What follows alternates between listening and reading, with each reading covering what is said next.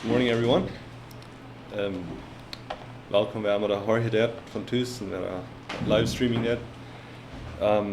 Waar vanuit leidt this morning's ontvallen en leidt sing about Jesus.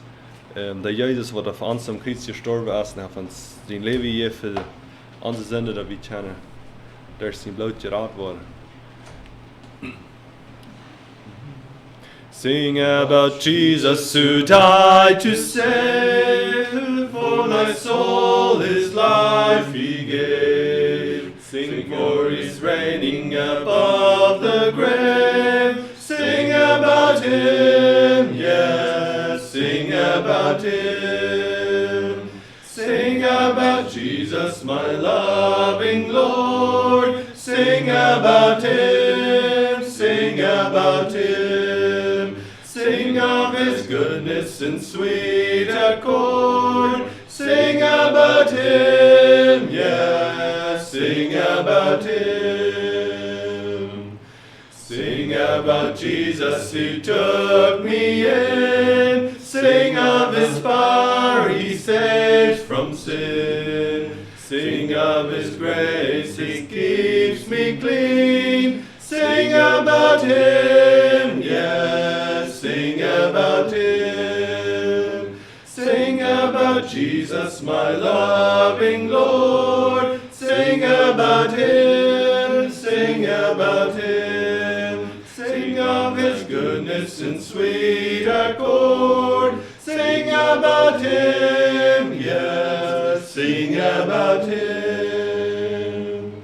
Sing about Jesus, our righteousness. Sing for he came my soul to bless. While I with gladness his name confess. Sing about him, yes, sing about him. Sing about Jesus, my loving Lord. Sing about him, sing about him. Sing of his goodness in sweet accord. Sing about him, yes, sing about him. Sing about Jesus both day and night. This is my theme, my heart's delight. Sing in the Spirit, for it is right. Sing about him, yes, sing about him. Sing about Jesus, my loving Lord. Sing about him, sing about him. Sing of his goodness in sweet accord. Sing about him, yes, sing about him. Zelfs boek nummer 316.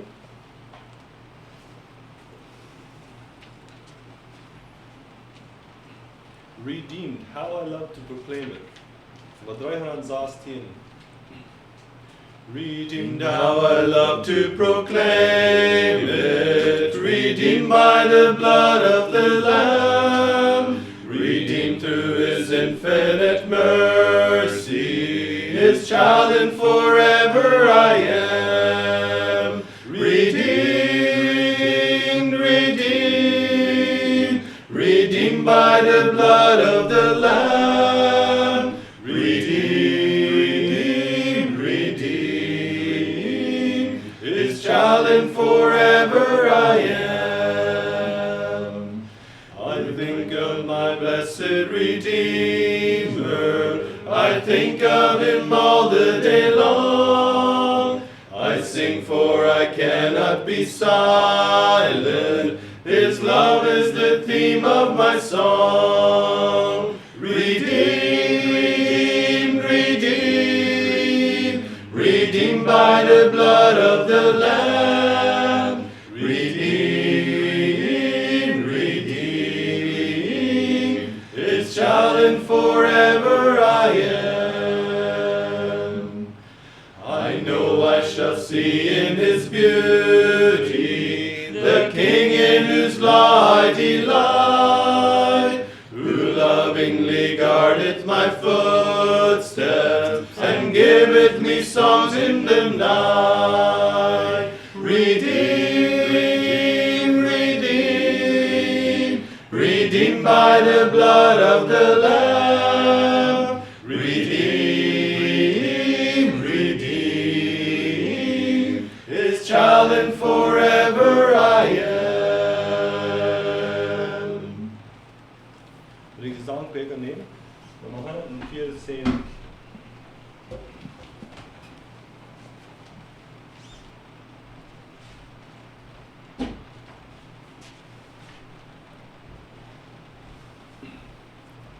Es war, dass Jesus starb für mich.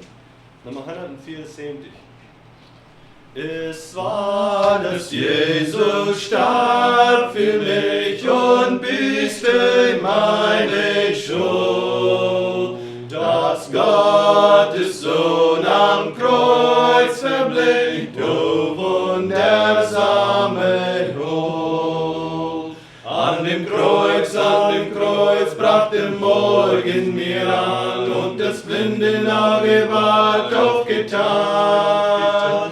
Denn ins Herze ließ ich den Heiland ein, Hosianna, nun ist der Friede mein. Trug meine Sünd das Gottes Lamm, Gott mir sein Schmerzenschrei. Dann seh ich erst am Kreuzestamm, was Gottes Liebe sei. An dem Kreuz brach der Morgen mir an, und das blinde Auge ward aufgetan. Denn ins Herze ließ ich den Heiland ein, Hosianna, nun ist der Friede mein. Die Schuld mit Tränen, Heiland, kann ich nie dir zahlen ab. Ihr Jesu, nimm mich selber an, es ist alles, was ich hab. An dem Kreuz brach der Morgen mir an, und das blinde Auge ward aufgetan. Denn ins Herze ließ ich den Heiland ein, Hosianna, nun ist der Friede mein.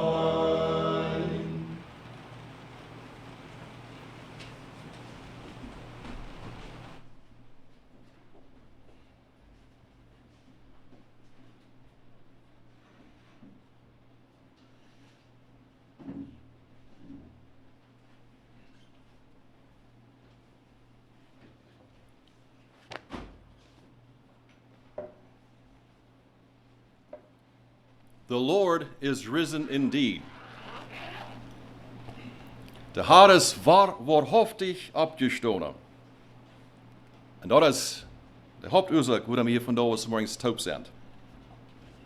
Ons te erinneren aan de zeer bijzondere, buitengewöhnliche Gelegenheid wat God de mensheid gegeven deed. Dat Jezus niet langer im Grab wird blijven, sondern hij wordt alle Mächte widerstoßen en wordt siegreich abstoßen. Dat is een wondervolle Gedanke zu dieser Austrittszeit. Ich wünsche Ihnen Frieden und Freude und ein dankbares Hart, wat angevuld is met troost en gelotenheid. Ich denke an die Kinder. Ich denke an Jund, wie das mag können, die nicht mehr zu der Sinderschule kommen, als die gewandt sind. Ich wünsche Ihnen ein wertvoller Ostern, Heldendag.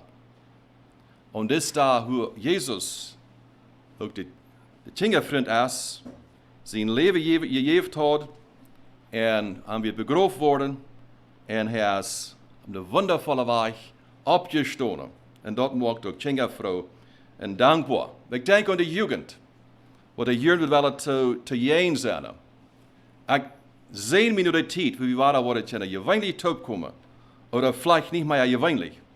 op een frische wij van dat het veel geschätzt is, dat het veel sehr wertvoll is, want we kunnen ze op en vrij Gottesdienst afholen met allem toe.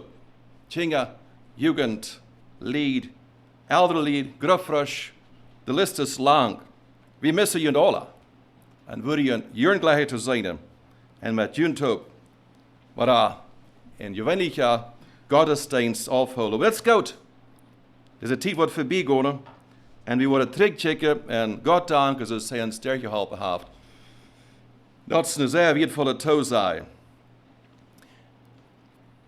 Maar ik wil vragen, als we wel abgesloten in gebed, voor we wieder gaan in onze gedanken hier zu der ersten korte Botschaft oder devotional gedanken.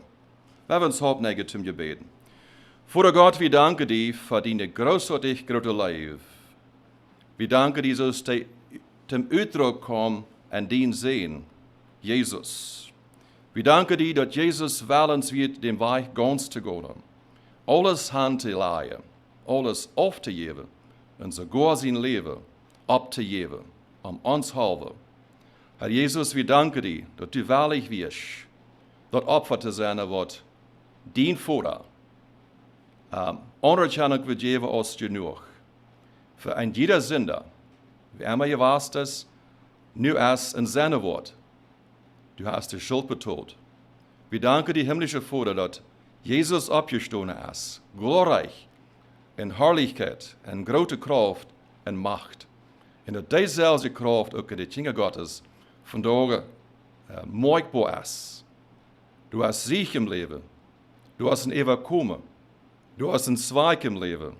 Du hast Frieden und du hast Gelotenheit. Vater Gott, magst du uns Gottesdienst von uns sehen, wo immer wir taub sind, tauheder dich bei wieder auf, sie mit und beiend. Und lass es wirklich ein wundervoller Ostertag sein, wo wir dort feiern, dass du abgestoßen bist, Herr Jesus, als ein Sieger. Vielen Dank, himmlischer Vater, für diese Gelegenheit. Sie mitten bei uns, es uns wünschen Gebet. Im Namen Jesus. Amen. Der wir da sagen. Das Gedanke, was wir groß haben über Christ is risen indeed, dort fingen wir in Lukas Kapitel 24, 30 bis 35. Du hast der Gedanke zu finden von paar Männer, den Report aufleden, wird sie ungerecht gegen Jerusalem rande. Sie haben sich gespaut, die Nachricht zurückzubringen, no, die wat in Jerusalem zaten en zich verrichten. Ik wil deze paar vers lezen van deze context. Christ is risen indeed. Lucas 24, vers 30, but 35. Wir lesen diesen Weg. Und es geschah, als er mit ihnen zu Tisch saß, nahm er das Brot, dankte, brach's und gab's ihnen. Da wurden ihre Augen geöffnet und sie erkannten ihn und er verschwand vor ihnen. Und sie sprachen untereinander, brannte nicht unser Herz in uns, als er mit uns redete auf dem Weg und uns die Schrift öffnete? Und sie standen auf zu derselben Stunde, kehrten zurück nach Jerusalem und fanden die 11 versammelt und die bei ihnen waren. Die sprachen, der Herr ist wahrhaftig auferstanden und Simon erschienen. Und sie erzählten ihnen, was auf dem Wege geschehen war und wie er für ihnen erkannt wurde, als er das Brot brach. Das ist der Kontext von Christ is risen indeed. Der Herr ist wahrhaftig abgestoßen. Kein Zweifel.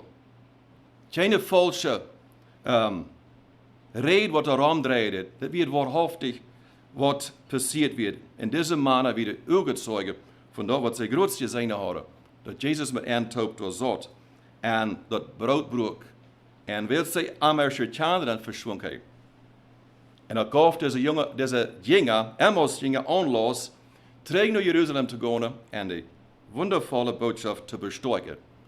Jesus ist abgestoßen.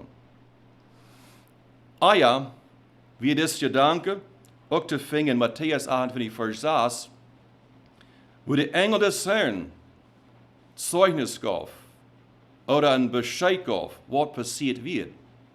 Dort wird sie zum Grab kommen. dann habe ich gesagt, ist nicht hier, ist auferstanden. Dann hing und sagt dort, wie Jesus gesagt hat.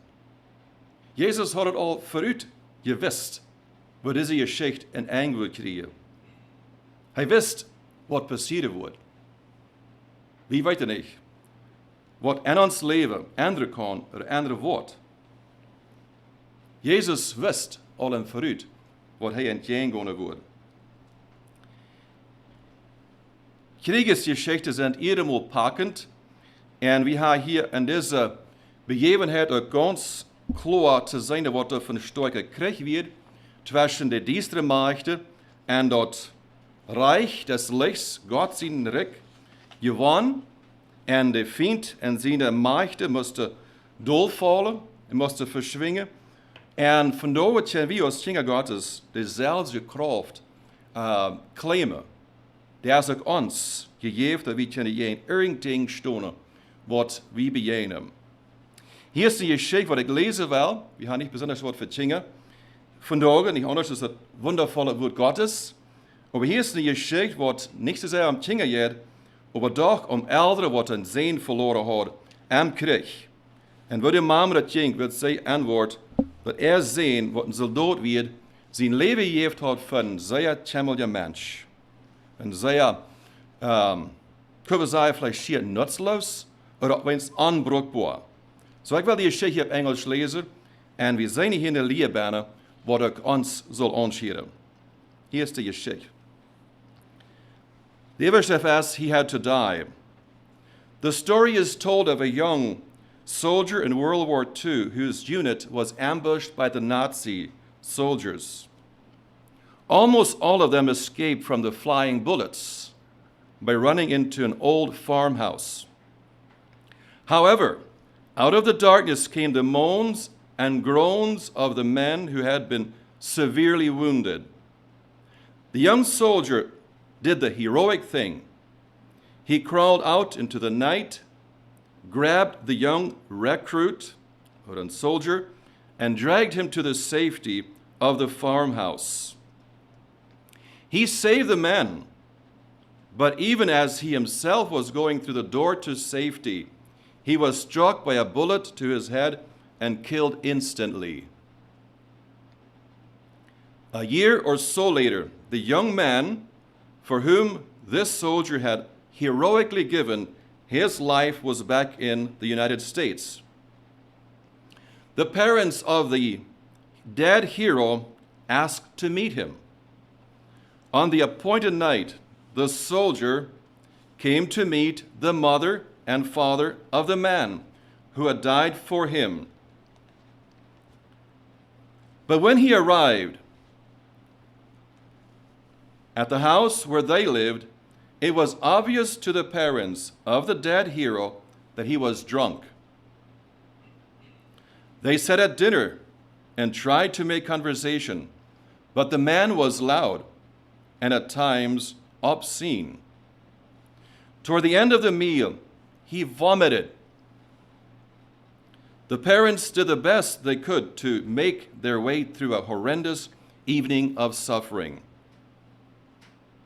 When the young soldier left and they closed the door behind him, the mother of the dead hero slumped against the wall and moaned. To think that our precious son had to die for somebody like that. Now, Stifter Shriva, I'm sure that when the angels in heaven look upon the behavior of the likes of someone like me, they must say to one another, to think that our precious son had to die for somebody like that. I owe him better, or we owe him better. He gave his life for me, and I should be ready and willing to do what he would do if he was in my place. Denk van deze begevenheid. Wat sagt uns dort? Wie viele manchmal so, wir sind eine gute Menschen, sind eine feine Menschen, wie weiter uns selbst. Aber das ist nicht der Fall, wir brücken. Wir brauchen Heiland. Wir brauchen jemand, der dicht bei uns ist, en tijden wo wir allein sind. Ik wil wat gedanken nemen uit Psalm 118, wie de Bibel heeft, dat wil ik gaan. En hier is ook een man wat dienstweg getroubled wordt, time and again. En hij schrijft zijn gedanken op, voor zichzelf geloof ik aan, en ook voor alle anderen wat die nog maar willen lezen, of de Heere worden. Dit psalm is eigenlijk een dankbare bekentenis voor God, of te God zijn hulp. En ik wil hier in vers 5 aanvangen, but 9, en dan moet je danken uitnemen. Vers 5. In der Angst rief ich den Herrn an, und der Herr erhörte mich und tröstete mich. Der Herr ist mit mir, darum fürchte ich mich nicht. Was können wir Menschen tun? Der Herr ist mit mir, mir zu helfen, und ich werde herabsehen auf meine Feinde. Es ist gut, auf den Herrn vertrauen und nicht sich verlassen auf Menschen. Es ist gut, auf den Herrn vertrauen und nicht sich verlassen auf Fürsten. Der Schreiber hat erfahren, dass der sicherste Stelle, wo er Troostfunk oder Geborgenheit wird nicht ab Fürsten oder Menschen mit Ansehen, aber seine Stelle, wo er Zuflucht funkt, da wird an Gott.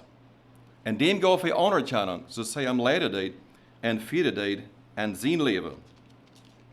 En ik zie darauf, das Vers 14, der Herr ist meine Macht und mein Psalm und ist mein Heil. Ook een wunderbarer uitdruk. Hij is mijn leid. Hij is dat leid wat ik zingen doe. En hij is mijn helper, mijn heiland. De psalm is haar waterholend geloofd en gepriesen voor God zijn wondervolle ding dat hij deed. Werken. En zoals hij zich ter tjane gegeven deed, te mensen van ihr gemaakt. Vers 15, 16 en 17, man singt mit Freuden vom Sieg in den Hütten der Gerechten. Die Rechte des Herrn behält den Sieg. Die Rechte des Herrn ist erhöht. Die Rechte des Herrn behält den Sieg.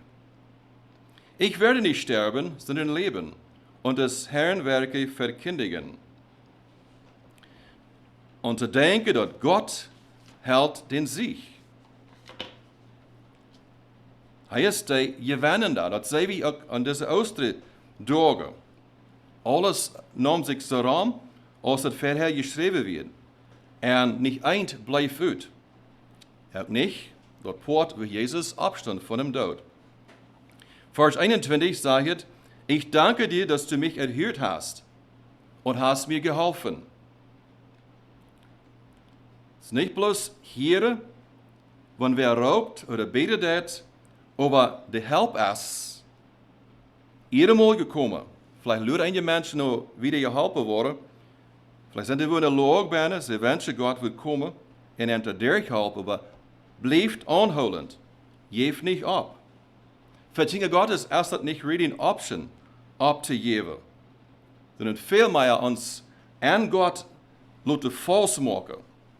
Dat nicht irgendeine Wahl uns bloß größer wird, wo handspelen. Dat redt hier von ein Stein. Vers 22. Der Stein, den die Bauleute verworfen haben, ist zum Eckstein geworden. Wundervoll. Der Stein ist unbeweglich. Das ist vom Herrn geschehen und ist ein Wunder für unsere Augen. Und an das Ausdruck, dies ist der Tag, den der Herr macht.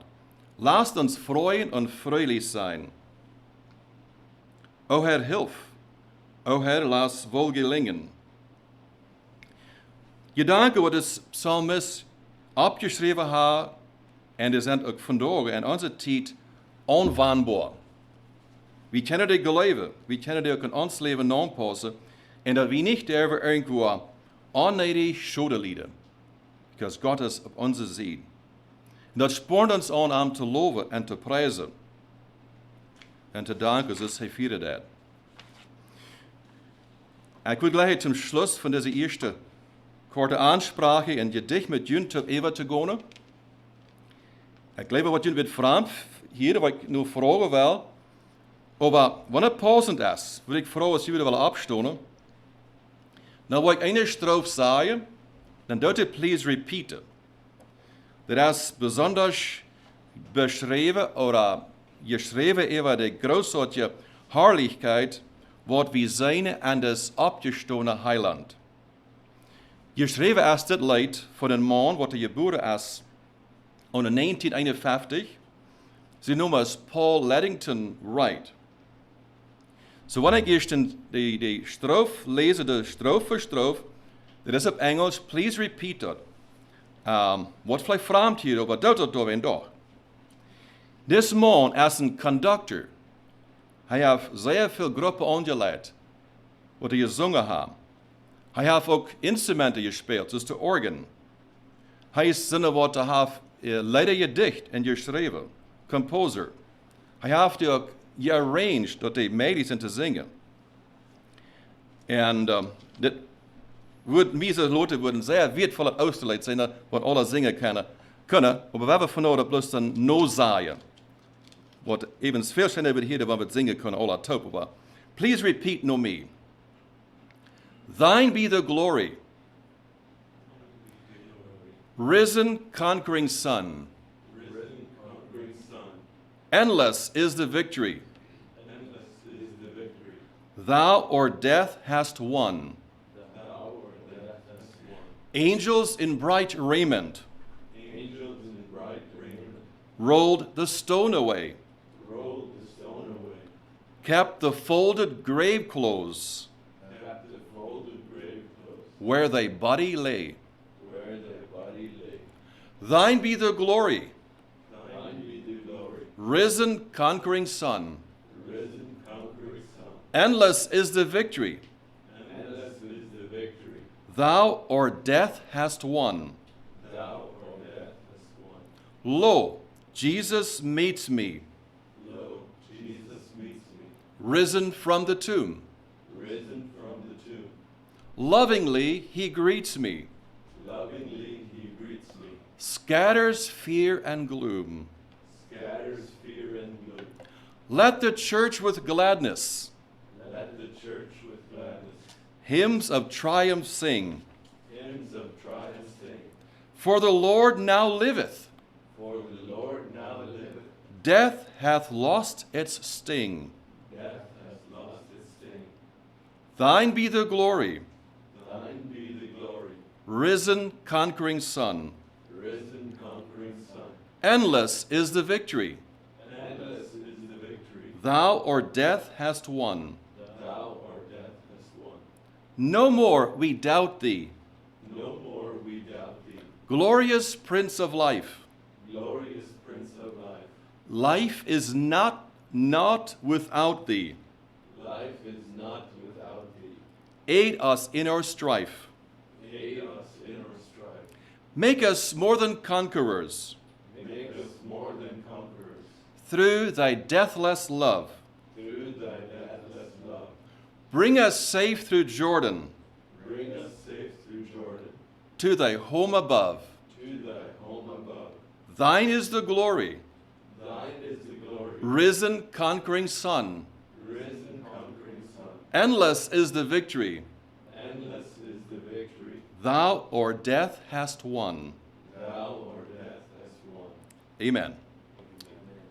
Der wir doorzaten. Mag God je zegenen. We hebben even gewoon toen nog een light zwischen een en ander. Hauptboodschap van prediger Richard Reimer.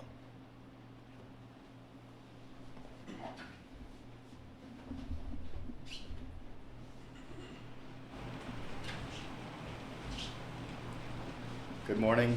We hebben de Christian hymnal nemen. No, 112 today.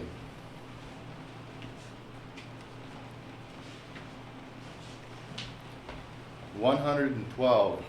Arise, my soul, arise. Arise, my soul, arise, shake off thy guilty fears, a bleeding sacrifice in my my behalf appears. Before the throne my surety stands, before the throne my surety stands. My name is written on his hands. He ever lives above for me to intercede. His all-redeeming love, his precious blood to plead. His blood atoned for all our race, his blood atoned for all our race, and sprinkles now the throne of grace. 5 bleeding wounds he bears, received on Calvary, thy poor effectual prayers that strongly speak for me. Forgive him, oh forgive thy cry, forgive him, oh forgive thy cry, nor let the ransomed sinner die. My God is reconciled, his pardoning voice I hear. He owns me for a child, I can no longer fear. With confidence I now draw nigh, with confidence I now draw nigh, and Father as a Father cry.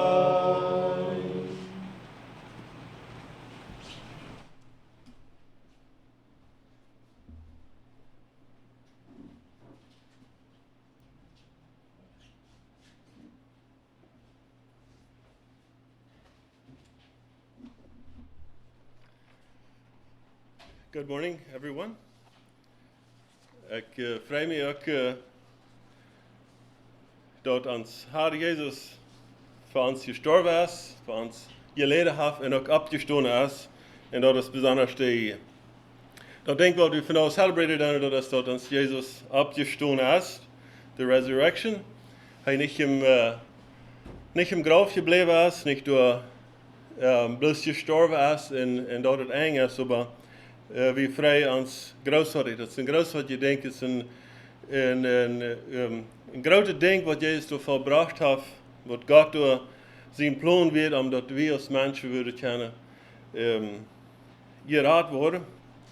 En dat we willen kunnen terug in gemeenschap komen met arm. En dat passiert doordat dat Jezus waarlijk wird, de salvation hier uit te vieren, de plan hier uit te vieren. For me and for thee. So for now, in celebration of the resurrection, waar we hier nog een beetje meer van het woord Gottes horen.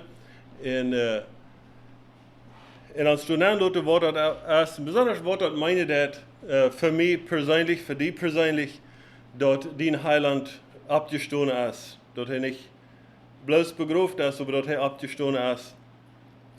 Ik wil gleich zum Anfang besonders ein Vers, was Paulus zu den Kolosser sagt, Kolosser 3, Vers 15, macht der Friede von Gott in jener Worte regieren.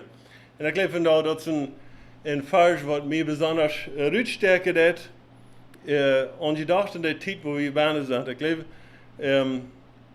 ein Jahr träger, ein halbes Jahr träger, wird uns jetzt eine schwer deutliche was, wenn uns somebody wie gesagt hat, dat de wereld nog weer kunnen ganz stilhouden, zo te zijn. En dat we niet weer de choice hebben, en dat we de dingen wat de wereld im draaien houden deed, de activities, dat die alle weer met eenmaal een grote pot van dat alle weer stilhouden, dat wordt dan zwaar duidelijk was, en vandaag zijn we door. En dan zien we, er zijn vele mensen wat we struggelen doen. In this pandemic, wo wir waren, sind, das ist eine Krankheit, was über die ganze Welt verspreiden hat. Und wir sehen durch Menschen, die fertig mit ihren Feelings von Defeat oder von Fear in Isolation. Wir waren einsam, wir haben Angst und wir wollen so das Weltmäßig wieder schaffen. Und das ist viele Menschen das jetzt, aber für uns als Christen, dort erkennen, dass uns Heiland Jesus Christus als abgestoßen und dass er siegreich abgestoßen ist und er dort du hast für uns en dat wie al deze dingen der we am evalueren en wie nicht der we in zo'n Angst leven, in zo'n tijd leven wo wir bloß einfach Angst haben, wir können das Fried von Gott in uns hat regieren lassen. Und das Vers meint besonders viel zu mir, in dat einer das selbst immer hervorkommen kann, dass du in Frieden hast, was du nicht erklären jetzt, was du in unser Hart regieren kann. Und dass wir können Leute sein, dass Gott ist in Kontrolle, er hat alles in seiner Hand und er hat alles, über alles zu sagen. Und so auch die Umstände, wo wir von da oben sind. So, und ich dachte an diese Resurrection. Ich will gleich in den Engstje zu lesen von Johannes 20. Wir wollen beim Auf der Vers anfangen. Das geht besonders um die Resurrection. Wir haben verschiedene Städte in den Evangeliums, wo wir das wieder gerne nachlesen. Und aber gleich drehe ich dann hier nur Johannes 20. Für irgendeine Ursache. Vielleicht willst du ein bisschen mehr von einem Dialog bei uns, und dass ich da ein bisschen da persönlich feile das. Aber wir wollen das eigentlich immer lesen von Johannes 20, Vers 11 bis 18. Und durch ein paar Bemerkungen machen, dann werden wir wieder gehen. Und was mein Verlangen wird sein, wenn das wird ein persönliches Denkwort für mich und für dich. Ich glaube, das soll sein, und vielleicht, ich will das gleich von dem, was so rum zu drehen, von der Theorie, dass das können wirklich wieder können sein, dass das Auferstehung, dass Jesus seine Salvation, dass das für mich persönlich ist, für dich persönlich, in dem, was ich apply in unser Leben. Weil wir hier lesen, John 20, Verse 1 to 18. Verse 11 to 18. Sagt du, but Mary stood outside by the tomb weeping. So hier wird das Beäfnis wird so, dass die Jünger, ein paar von den Jüngern, und Mary, die wieder des Morgens in den Tomb gekommen, oder das Grab gekommen, und sie fangen dort ladig, die Stein wird weichgerollt, und sie werden sich aussagen, was das alle kriegt, meine Zeit. Was meint es? Und besonders, wie weit dass Mary sie dacht, somebody that told that they would Jesus in body have gebracht. And meanwhile, durch ein paar von diesen Jüngern im Grab sind und dort explored und investigiert, was ist hier fähig ist, die Zeit steht Mary da bitte. Und dann sagt ihr, but Mary stood outside by the tomb weeping. And as she wept, she stooped down and looked into the tomb. And she saw two angels in white sitting, one at the head and the other at the feet, where the body of Jesus had lain. Then they said to her, Woman, why are you weeping? She said to them, Because they have taken away my Lord, and I do not know where they have laid him. So that's what Mary die danken weer, de Stein van dat Graf, door verder der wird weggerollt. En Jesus in body wird nicht urbane. So sie können nicht was anderes denken, als dass somebody wird dem Jesus in body have wahrgenommen. Verse 14, now when she had said this, she turned around and saw Jesus standing there and did not know that it was Jesus. So hier sind das Vers hier besonders in Gedanken, wo ich Leute ein bisschen Bemerkung von machen, dass sie dreht sich um und sie sagt Jesus, aber sie wusste nicht, dass es Jesus wird. Jesus said to her, Woman, why are you weeping? Whom are you seeking? She, supposing him to be the gardener, said to him, Sir, if you have carried him away, tell me where you have laid him, and I will take him away. Jesus said to her, Mary. She turned and said to him, Rabboni, oder Teacher, Master, was immer dort meine dort wird. Aber hier wird man einmal klar, dass Mary sie erkannt hat, dass wir Jesus, als Jesus beim Nummer aufgeht, dann sagt sie, dass das wird Jesus. Und sie sagt dem abgestoßenen Jesus für er, und dort meint so viel für er. En ik geloof dat kan hetzelfde vandaag, dat meint hetzelfde vandaag aanzegt dat we haar in Jezus worden abgestoßen ist, der ist nicht door im Graf gebleven. En dat wordt ons vandaag sicher dat in ons leven. En bloß een gedanke hier over das 14e vers. Mary die zag Jezus. En ik geloof, wie als mensen, we hebben ook al veel meer dat we Jezus gezegd hebben, aardig te staan, niet? Maar ik moet zeker wie Jezus en wie zeker aan wo hij niet is. En ding wo hij niet is, doe zeker wie aan. En wat we ons dus omdraaien en checken naar Jezus. En hij ons roepen dat. En we ons laten roepen van hem, erkennen we wie hij is. En wat zijn salvation voor ons, meinen dat zijn Auferstehung. En zijn leed en zijn sterven. Door een paar vers wieder. Vers 19 en 20. Is een beetje wieder de lijn. Sagt er, and then the same day at evening, being the first day of the week, when the doors were shut, where the disciples were assembled for fear of the Jews, Jesus came and stood in the midst and said to them, "Peace be with you." So hier sagt Jesus ab und an, demselben Tag ab und an, sind die Jünger versammelt in Angst für die Umstände, was da wäre. So, wir hängen verschlossene Dären. Sie willen sich nicht sein lassen. Sie haben Angst und sie willen, und sie werden taub in Gemeinschaft und keiner shared dezelfde emotions, glaube ich, und dezelfde Gefühle und Gedanken dem Abend. Und am Ende kommt Jesus zu nennen, und was sagt Jesus? Er sagt, Friede sei mit euch. Peace be with you. Und das ist dasselbe, was Jesus vandaag zu uns sagt. Friede sei mit dir. Peace be with you. En dat ik er steeds, dat is een ding wat ik wil gelijken, want dat vandaag een besonders een persoonlijke ding wordt worden. En de stad ga ik hier ook dan een paar andere schriftsteden uitgewählt, wat ik wil gelijken van te reden. Omdat we een beetje meer erkennen kunnen, wat heeft Jezus, wer weet hij en wat heeft hij gedaan, omdat hij omdat we de vrede daar am krijgen kunnen. En wer weet hij actually? Ik geloof, die vrouw kan we ons stellen, die vrouw wordt in de Bijbel al gesteld, wer is das Jezus? En we kunnen door vele verschillende antwoorden geven, wat alle reich en zeer appropriate zijn. So waar we vandaag een paar van die nemen en een beetje checken, wer is das Jezus en wat meint dat voor mij? So, das erste habe ich hier in Engstje uit dem Nieuwe Testament. Aber eine steht, fragt Jesus seine Disciples, was sei die Menschen, wer ich sie? Und dann sagen sie dort, some von diesen Menschen sagen, du bist Johannes der Täufer, some sagen, du bist Elia, some sagen, du bist Jeremia oder ein von den anderen Propheten.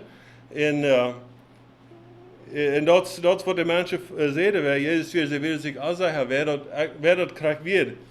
En dan vraagt hij eenmaal, dus krijgt dan door zijn jünger, wer zei je dat ik zie? En dan zegt Petrus, you are the Christ, the Son of the living God. En Jezus staat dat loven, hij zegt dat dit is, dat Petrus is reich, en dat krijgt weer hij als his Jezus Christus, you are the Christ, de Zoon te dem levende God.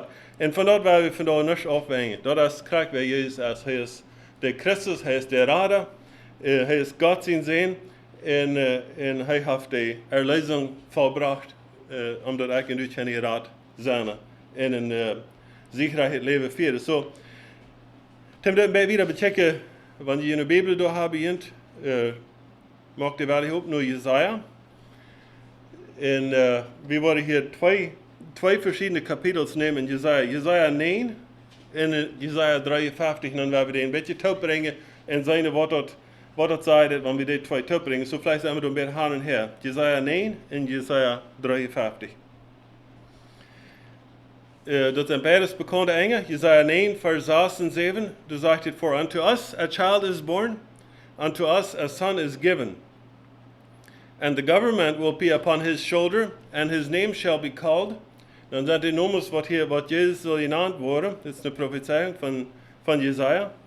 His name shall be called Wonderful, Counselor, Mighty God, Everlasting Father, Prince of Peace. So er zijn some noemen wat Jezus betekent, wat hij wil zijn, wat hem betekent wordt.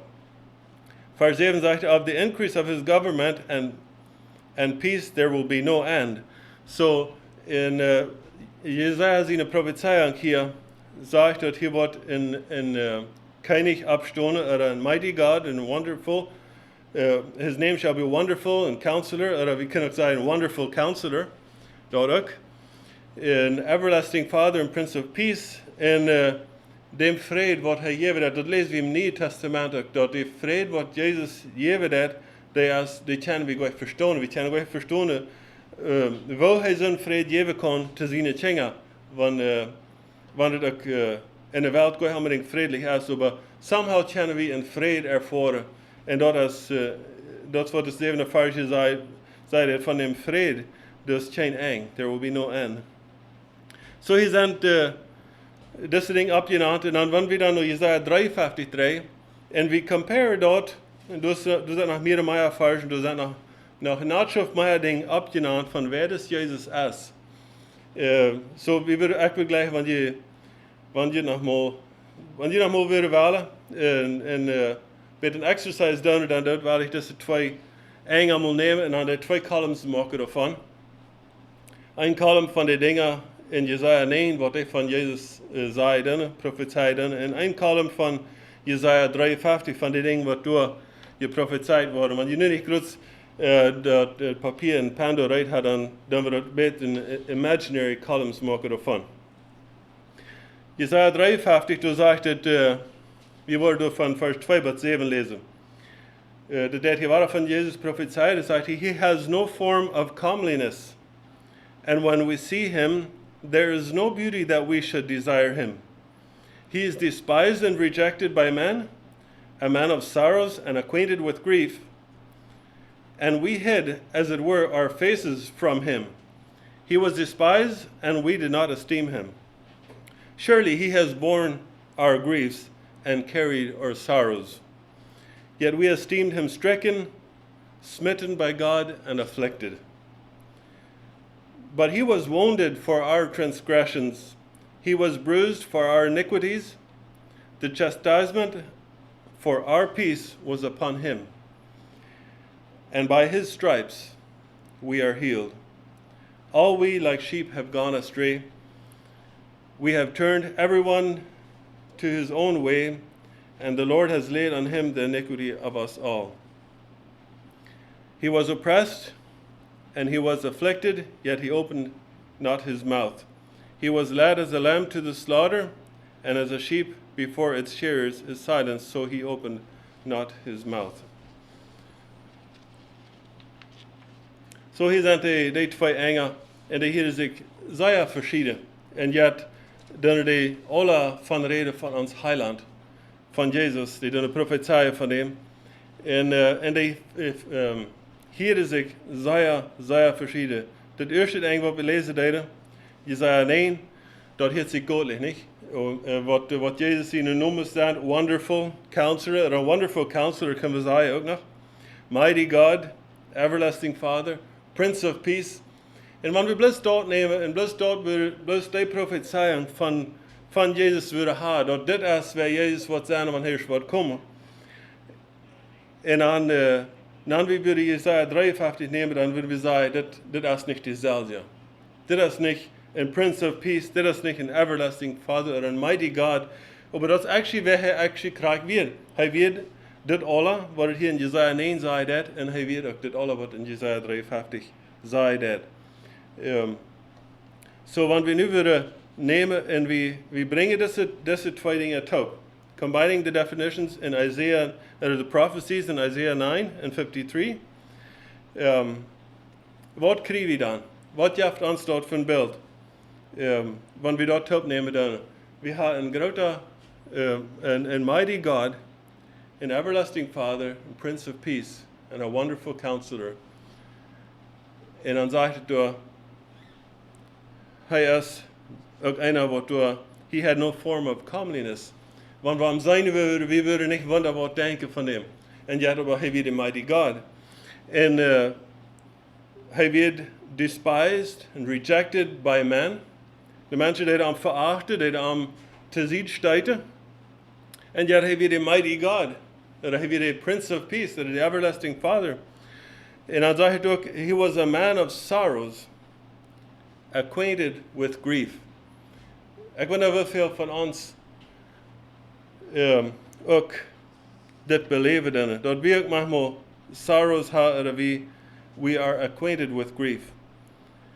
Hier zegt hij dat this man, Jesaja in de prophezeiung hier van Jezus, sagt, he was a man of sorrows and acquainted with grief. En ik weet, wie weten dat, wanneer we het Nieuwe Testament lezen, we lezen Jezus in de wereld, dan kunnen we dat zijn, dan kunnen we dat ervaren, dat dit is actually waar Jezus werd. He was acquainted with grief and sorrow. En dan zegt hij ook nog in Isaiah 53, he has borne our grief, carried our sorrow. So hij weet niet bloos dat hij acquainted met sorrow werd en acquainted met grief, maar hij zegt je, dat is waar Jezus is, hij draagt dat voor ons. Hij draagt dat voor ons grief en ons sorrow. He carried our sorrows and he has borne our grief. Hij heeft het op zich genomen, dat maakt je eruit. En dan die vrouw, wat meint dat voor mij? Wanneer het hier zei dat this Jezus, hij heeft mijn sorrows en mijn grief, wat ik beleefde in mijn leven, heeft hij op zich genomen. Hij draagt dat wieder. Mag dat een onderscheid in mijn leven? Dat een grote onderscheid maken.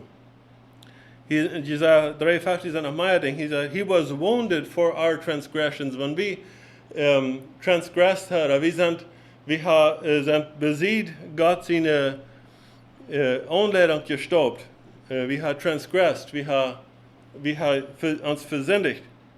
Dus zegt hij, he was wounded for our transgressions. Voor die transgression is hij verwond worden. And he was bruised for our iniquities. The chastisement for our peace was upon him. Dat hij kreeg de straf dat we willen kennen en vrede hebben in ons leven. En dan ging het aan, zegt het nog, and by his stripes we are healed. Die straf wat hij kreeg, die met de web, zo te zeggen, dat kreeg hij omdat ik en du willen kennen, geheeld worden. En wat meint het geheeld worden? Ik geloof dat kan verschillende zijn. Dat kan ook nog physical healing mijn geloof ik. En aber jetzt besonders voor mij en voor die persoon, de grief, de sorrow, en vielleicht even de transgressions wat we gedaan hebben, de iniquities, dat heeft Jezus dat alle op zich genomen en hij neemt dat met. En mijn vrouw van daar maakt dat een onderscheid voor mij en voor die. Wat is die onderscheid wat dat maakt dat? Zie ik, waar ik vrede durch? Ja, ik wil vrede durch. Ik wil los en ik kan een zekerheid leven vieren durch dem dat Jezus al deze dingen op zich genomen heeft. Putting this together, when we did all that, this Jesaja, de 9e kapitel in Jesaja 53, we nemen dat top en we doen dat om kruisen, the cross of crucifixion.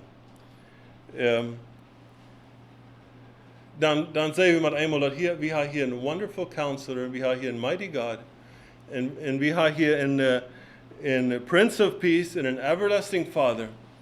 En die is bekend met jeder een sorrow of jeder een grief in die leven. En hij heeft dat alle op zich genomen. En dat alle om kruisen gedaan. Wat is de result ervan? Dat is een vrede leven voor mij en voor die. Een leven waar we niet hebben, een onvrede leven, een onvrede veilen de typen eind. Maar we kunnen een diepe vrede ervaren wat Jezus gegeven heeft. Door dem dat hij met die maatregelen kan ganz krijgen. En dat hij die zwaardigheden op zijn schouders genomen heeft en dat trouwen dat voor die. Kannst du los zijn. Hier is wanneer we dit opnemen dan en we dan plaatsen dat om kruisen, we zijn dat we hier een mighty God in alle dingen wat we in Isaiah 9 opgenaamd zijn.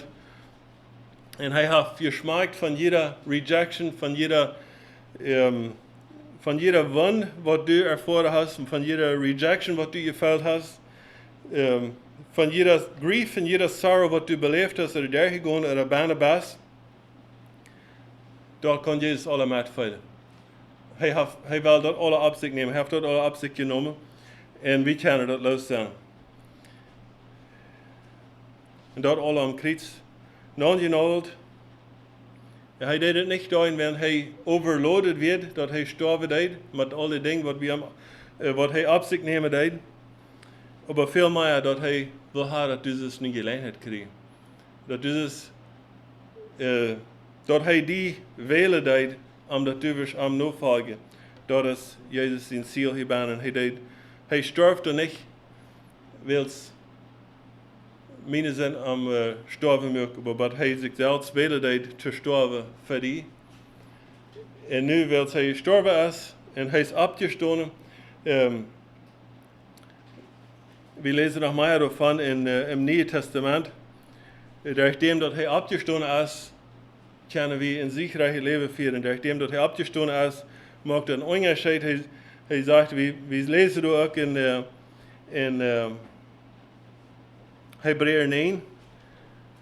Dat lezen we dat neidig wordt, dat het moet zijn dat de mediator sterven wordt. En dat geeft ons een beeld van een testament. We hebben hier het Nieuwe Testament, waar we vers van lezen. En omdat dat testament kan valid zijn, moest er somebody sterven. Krijgt dus wie dat gewend zijn, wanneer somebody een testament schrijft dat, en een will schrijft dat, die will is dan valid, wanneer de schrijver gestorven is. En dat is wat hier passiert moet. Dat zegt dat we neidig, dat moet zijn dat is mediator, dat is Christus sterven wordt, omdat zijn testament wordt valid zijn. Ik wil hier gleich nog een paar versen lezen. 1 Petrus 2, vers 21 tot 24. Voor to this, besonders aan gedacht aan de kruisiging en aan dat Jezus dat heil Jezus dat heil is. Zegt hij, for to this you were called, en dat redt hij besonders van submission, en dit angst hier in 1 Petrus 2. For to this you were called, because Christ also suffered for us, leaving us an example that you should follow his steps. So, Jezus heeft hier besonders een exempel gelaten voor ons te navolgen. Hij zegt in vers 20, who committed no sin, nor was deceit found in his mouth. Who, when he was reviled, did not revile in return. When he suffered, he did not threaten, but committed himself to him who judges righteously, who himself bore our sins in his own body on the tree. Hij zelfs heeft onze zonde gedraagd, en hier komen al die dingen waar hij deel van this grief en de sorrow en de iniquities, en dat Jezus dat alle op zich genomen heeft en heeft het door hem kruis gedraagd voor ons. En woorden, that we, having died to sin, might live for righteousness, by whose stripes you were healed. Nog waar zegt hier im Nieuwe Testament, Petrus, dat we heilung gekregen hebben, nachdem dat Jezus geleden heeft voor ons. En dat hij jeder denk, jeder adversity wat we in ons leven beleven, en door Jezus met bekend, en hij wil die op zich nemen. Hij wil even hebben dat we kunnen vrije, siegreiche navolger Christi zijn. Dat we niet in defeat leven, dat we niet ongedreigd zijn, maar dat we even een vrije leven kunnen voor hem. 1 Korinther 15, daar zegt het nog een beetje wat, wenn das auch verstehen kann, sagt er, dat ik wil het niet ganz even lezen, maar dat zegt er, dat de opgestanden Christus, der is onze hoopning. In dem vingen we onze hoopning, want hij niet opgestanden werd, dan werden we vandaag nog, dan werd onze situation nog hopeless vandaag. Maar nu is Jezus opgestanden, nu vingen we door een hoopning aan. En dat zegt er, wanneer hij niet wird zijn opgestanden, dan wird ons geloven alle niks zijn. Dan wird het alle niks zijn wat hij gedaan had. Want wenn hij zegt, hij had het al vooruit gezegd, dat na 3 dagen dan wird hij opstaan. En zo, we zijn er dat wanneer dat niet wird zijn passiert, dan wird het testament niet vorig, wat hij gelaten heeft. Maar hij stond op, zoals hij gezegd had, en hij stond op siegreich, en we kunnen ook siegreich am navolgen. Ik dacht, ik wil hier nog, voor we zum Schluss gaan, hier nog een engstje lezen, dat is een gedicht wir fingen dort als Christian Hymnal, wenn ihr das opschlonen wollen auf 427. Ich dachte, ich würde das bloß überlesen und ein paar Bemerkungen von Marke, dass somebody, was das geschrieben hat, für ein Stück trägt. Christian Hymnal 427, that laid us to the cross that he gave may be heavier. The cross is not greater than his grace. En besonders wenn je dacht an, wenn du so eine Bass, wat du so fällst, dat du hast ein Kreuz zu dragen. Du bist kein auf einen Kreuz und du hast eine Load, wat du dragen, der stärkt dein Leben. Wir haben hier ein bisschen, was das geschrieben hat. Das sagt im ersten Vers, the cross that he gave may be heavy, but it never outweighs his grace. The storm that I feared may surround me, but it never excludes his face. So, ja, dat Kreuz, wir haben Kreuz zu dragen. In Paulus sagt auch, dass hat sich immer wieder Kreuz und dat Kreuz auf sich nehmen und kämpfen und durchgehen. Und Jesus hat dort auch versprochen, dass wir können sicherlich kämpfen, wenn wir ein Kreuz zu dragen haben. So das Kreuz, was wir dragen, das kann schwer sein. Und jetzt, aber das ist niemals schwander als Gott seine Gnade. Gott seine Gnade ist immer gratis. Vers 2 sagt, the thorns in my path are not sharper than composed his crown for me. Die Speckers, was ich mein Weg belebe, mein Lebensweg, die Speckers, was ich da belebe, die sind nicht sharper und nicht gerade aus der Krone. Die Speckers in der Krone, was Jesus für mich draht. The cup which I drink, not more bitter than he drank in Gethsemane. So dat beter wat ik te drinken kreeg, we hebben denken dat Jesus, wat hij drinken deed, voor mij en voor die, wird veel beter. Vers 3, the light of his love shineth brighter as it falls on paths of woe. So this, ik weet niet graag wat er schreef, al ik dacht over this paths of woe, ik geloof dat meint, door kunnen we dat zo uitnemen, geloof ik, dat het meint de weg waar we gaan doen, en wie er mij moet trieb zou beleven doen. En wanneer we zijn voor God zijn leven dan opdagen dat, en dat opmaken dat voor ons, kunnen we meer en meer erkennen van wat Jezus zijn leven voor ons meende dat. The toil of my work groweth lighter as I stoop to raise the low. Verse 5, his will I have joy in fulfilling. Zijn wil, ik kan vrede dat uit te vallen wat zijn wil is voor mij. As I'm walking in his sight. My all to the blood I am bringing, it alone can keep me right. Mijn alles wat ik ha, al mijn dingen, wat rammen mij zijn, die breng ik door in aan bloed. Wat mij aanhangen dan, die breng ik door in aan bloed. It alone can keep me right. Dat bloed, Jezus Christus, dat is dat wat ons reinwaschen kan, dat is dat wat ons helden kan. En door inga, weil we ons stalen. The refrain sagt, the cross is not greater than his grace. The storm cannot hide his blessed face. De Kreuz ist nicht gerade seine Gnade, und der Sturm, der kann nicht Gott sein Gesicht verstärken. Wir können immer Christus finden, wenn wir sicher tun. Und dann wird er immer ans Stunde. The last thing von dem Refrain sagt, I am satisfied to know that with Jesus here below I can conquer every foe. We beten. Himmlischer Vater, wir danken dir für das Tag, was du uns gegeben hast. Wir danken für deine Liebe zu uns. Wir danken dir ganz besonders für die Auferstehung.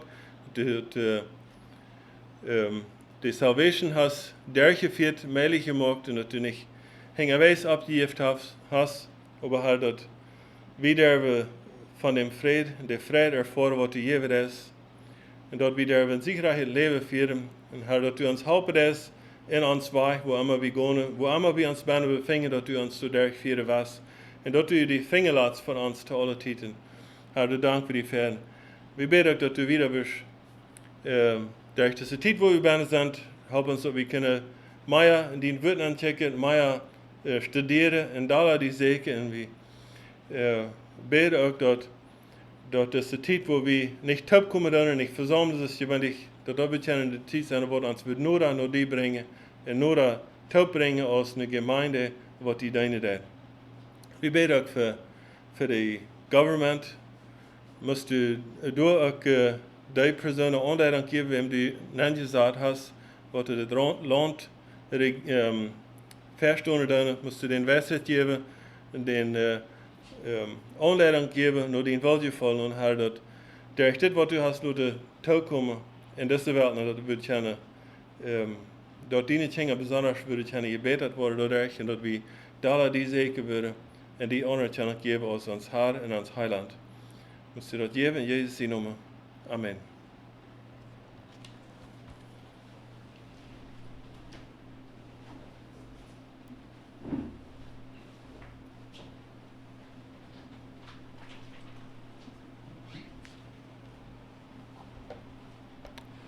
Das war het laatste jaar leid zingen. Ik dacht vielleicht past dan krijgt het zelfs leid zingen wat Brother Richard Eva lezen deed.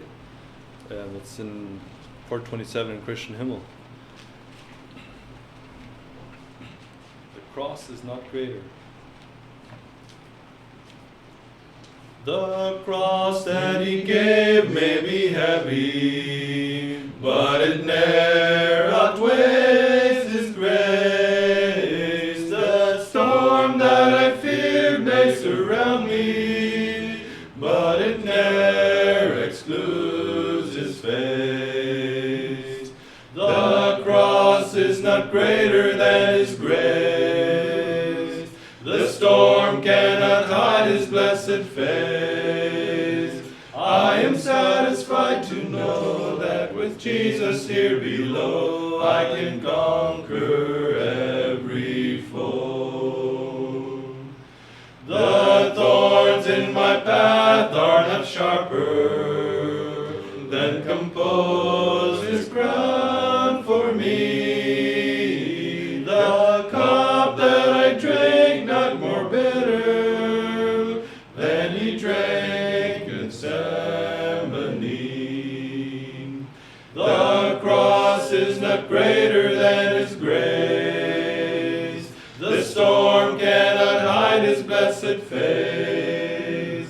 I am satisfied to know that with Jesus here below I can conquer every foe. The light of his love shineth brighter as it falls on paths of woe. The toil of my work groweth lighter as I stoop to raise the low.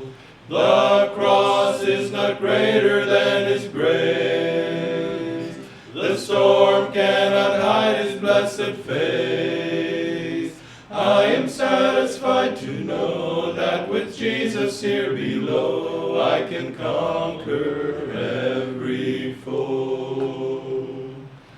His will I have joy in fulfilling as I'm walking in his sight. My all to the blood I am bringing, it alone can keep me right. The cross is not greater than his grace. The storm cannot hide his blessed face. I am satisfied to know that with Jesus here below I can conquer every foe.